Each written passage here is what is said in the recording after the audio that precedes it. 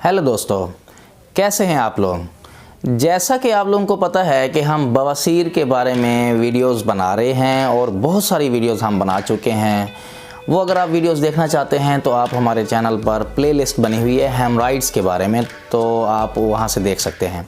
आज हम बवासीर जो हेमराइड्स की एक ख़ास वैरायटी है उसके बारे में डिस्कस करेंगे और वो वैरायटी है एक्सटर्नल हेमराइड्स। एक्सटर्नल हेमराइड्स के बारे में आज हम आप लोगों को कुछ इन्फॉर्मेशन देंगे। उससे पहले जब हम एक्सटर्नल हेमराइड्स का नाम ले रहे हैं तो बताना पड़ेगा कि इसकी टाइप्स कितनी होती हैं।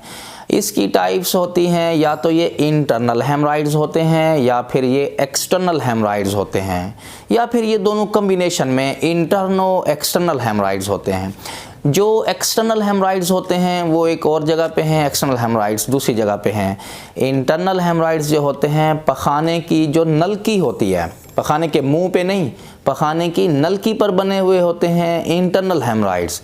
और जो एक्सटर्नल हेमराइड्स होते हैं वो पखाने का जो मुंह होता है, पखाने का जो मुंह होता है इस जगह पर जो बने हुए होते हैं मुंह के ऊपर, इसको बोलते हैं एक्सटर्नल हेमराइड्स। जो इसके अंदर नलकी में बने हुए होंगे उनको बोलेंगे इंटरनल हेमराइड्स। और ये अगर दोनों कम्बिनेशन में एक्सटर्नल भी हैं और साथ इंटरनल भी हैं तो इनको बोलते हैं इंटरनो एक्सटर्नल हेमराइड्स। ये किन से बनते हैं इंटरनल हेमराइड्स और एक्सटर्नल हेमराइड्स? आपको पता है कि पखाने की नाली में, नलकी में, ये इस एरिया में खून की नालियां होती हैं और ये खून की नालियों के गुच्छे पाए जाते हैं। एक खून की नालियों का गुच्छा पाया जाता है पखाने वाले रास्ते के ऊपर, मुंह पे ऊपर पाया जाता है और इसको बोलते हैं इंफीरियर हेमराइडल प्लेक्सिस। ये नीचे पखाने के मुंह के ऊपर जो खून की नालियों का गुच्छा होता है इसको बोलते हैं इंफीरियर हेमराइडल प्लेक्सिस और यहाँ से बनते हैं एक्सटर्नल हेमराइड्स।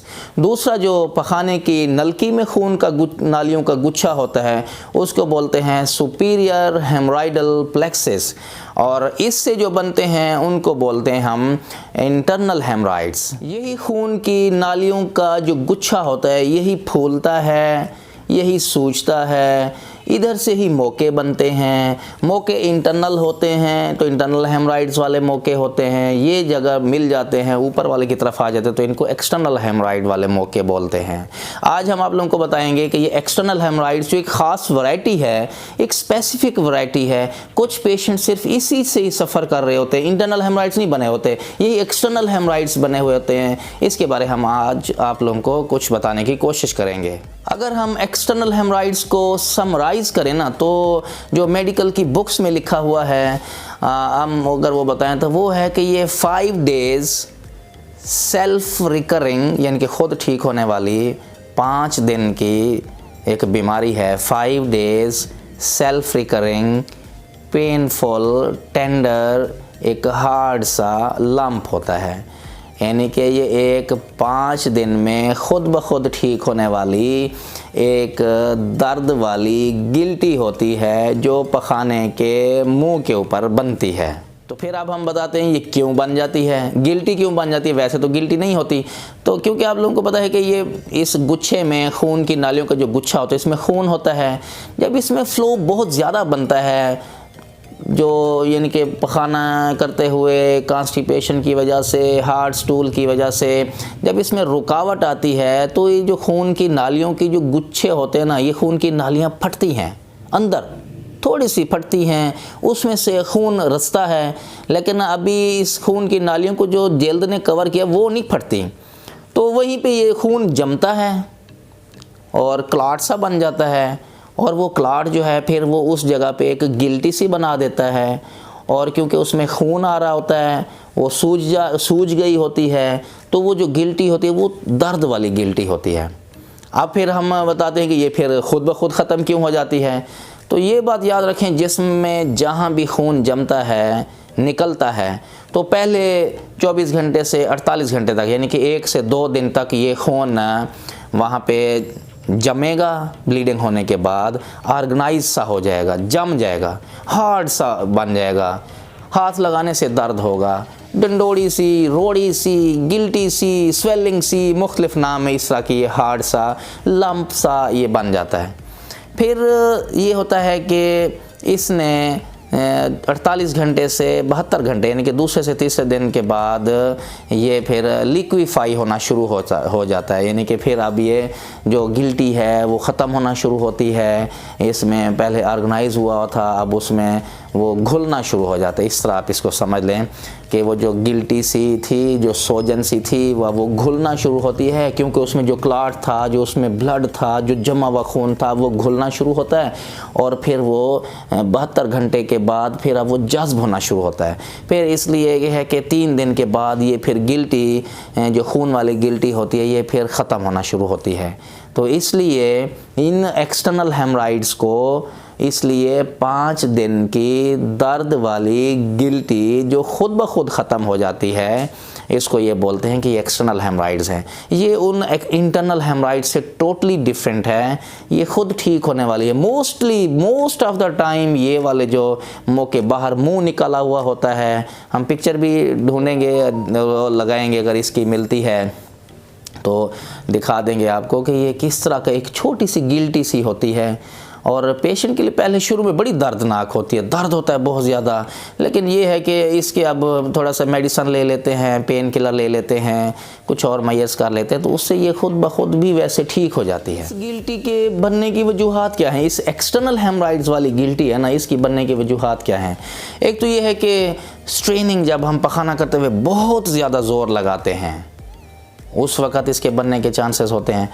दूसरी वजह यह है कि हम पखाना करने के लिए बैठते हैं तो ज़्यादा देर पखाना करने के लिए बैठे रहते हैं, अखबार पढ़ते रहते हैं। आजकल तो ये बीमारी आ गई है कि वीडियो गेम्स खेल रहे होते हैं लोग, ऑनलाइन वीडियो गेम्स खेल रहे हैं, और घर वालों से बचना है, वालिदैन से बचना है। वॉशरूम में गए, वहाँ पे आप पखाना भी कर रहे हैं, वॉशरूम भी यूज़ कर रहे हैं, साथ वीडियो गेम्स खेली जा रहे हैं।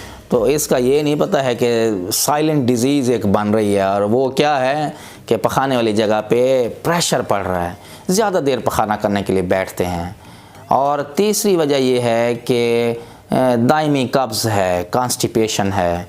तो इन तीनों कंडीशन में क्या होगा कि उस जगह पे प्रेशर पड़ेगा और खून की नालियों का गुच्छा जो पखाने वाले मुंह पे बना हुआ है, वो खून की नालियों के गुच्छे में से कुछ खून की नाली फटेगी और वहाँ से ब्लड निकलेगा और वो जमेगा और सोजन होगी, दर्द होगा और गिल्टी बनेगी। ये इसकी बनने की वजूहात हैं। वैसे तो ये खुद ब खुद ठीक हो जाती है, क्योंकि ये जो खून की नालियाँ फटती हैं तो उसके ऊपर वो उसकी जल्द तो वैसे होती है, सिर्फ खून की नाली फटी है ना छोटी सी, इतने सारी सैकड़ों खून की नालियों का एक गुच्छा होता है, उसमें से एक आधी फटती है, उसकी वजह से खून रस के जम जाता है यहाँ पे, लेकिन उसके जो कवर करने वाली जल्द होती है वो वैसे ठीक होती है। इसलिए तो ये गिल्टी बनती है, टाइट होती जाती है और दर्द होता है। मोस्टली ये खुद ख़त्म हो जाती है, लेकिन रेयरली फिर ये होता है कि ज़्यादा खून थोड़ा सा ज़्यादा ज़ाया होता है, ब्लीड होता है, तो वो अब जल्द को वहाँ से चीर आता है और ये ब्लीडिंग स्टार्ट हो जाती है। कुछ केसेस में ब्लीडिंग स्टार्ट हो जाती है इसमें, और रेयर है ये कि once in a blue moon के, वरना तो सिर्फ हार्ड सा लम्ब बनेगा, दर्द वाला लम्ब बने, लेकिन कुछ केसेस में ये फटता है। जब ये फटता है तो फिर अब ब्लीडिंग होती है। ब्लीडिंग भी कुछ मिनट्स के लिए होती है, क्योंकि थोड़ी नालियों का गुच्छा जो मुंह पे होता है थोड़ा सा ही होता है, बाकी तो क्लाट बन जाता है। थोड़ा सा खून होता है जो कुछ मिनट्स के लिए ब्लीड होता है, वो फिर रुक जाता है। लेकिन अगर ब्लीडिंग अगर नहीं रुकती है तो फिर एमरजेंसी में आपने जाना है और अपने सर्जन को, या फिर किसी भी इमरजेंसी डिपार्टमेंट में जाएं और आप अपने सर्जन को दिखाते हैं, और फिर इसके नेक्स्ट जो मैनेजमेंट है वो की जाती है। जैसा कि हमने बताया कि इसकी मैनेजमेंट में हमने पहले डिस्कस कर लिया है कि मोस्टली तो ये ख़ुद ही ख़त्म हो जाएगी।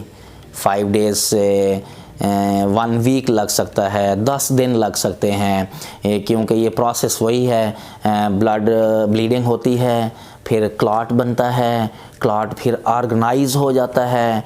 ऑर्गेनाइज होता है तो 3 दिन के बाद फिर ये लिक्विफाई होना शुरू होता है, लिक्विड फॉर्म में आना शुरू होता है। ऑर्गेनाइज होता है तो हार्ट से गिल्टी, फिर लिक्विफाई होता है लिक्विड फॉर्म में, फिर ये जज्ब होना शुरू होता है तो ये गिल्टी ख़त्म हो जाती है। दर्द भी खुद ब खुद ये साथ साथ रिलीव होना शुरू हो जाता है।